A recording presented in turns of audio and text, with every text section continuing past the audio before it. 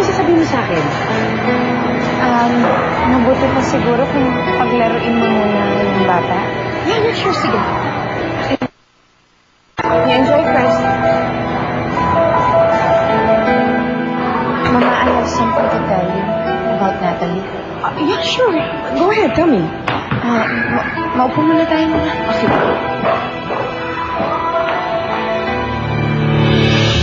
Yes, Miguel. Papunta na ako. Ano ba kasing surprise? Ini-excite mo naman ako masyado eh. Sige, sige. Okay, bye!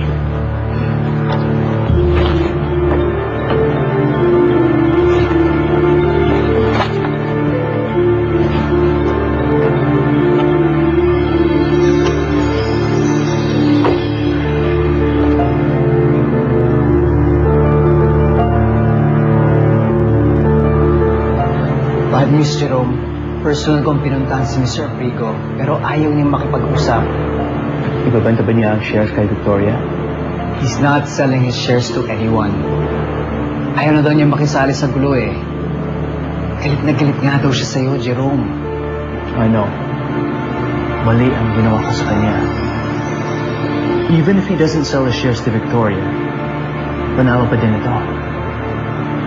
So I guess, mas swerte pa din tayo kasi hindi siya nagbenta ng shares niya sa kalaban.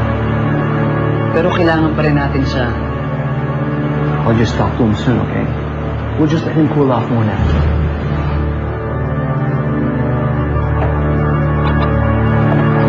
Bakit mo ba ako sinusundan, ha? I'm sorry, Victoria.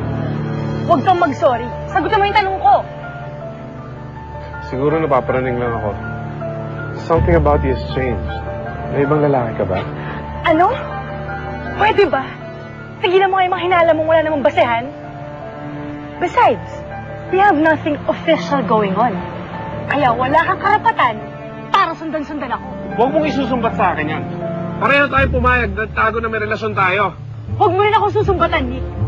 Baka nakakalimutan mo. Ikaw ang may kailangan sa akin ngayon. Huwag mo inubos ang pasensya ko, ha? Pero baka mahuli na ang lahat. Ang bilis kumilos si Victoria. May niisip na akong paraan. As of right now, I need to talk to the lawyers. And then, there's one thing I need to do para kay Clarissa. What do you want to tell me about my family? Naaalala mo ba nung sinabi mo sa akin na ampon si Natalie? Well, when he told me that, ang ginawa ko, nagtanong-tanong ako para malaman kung saan ang galing ang bata.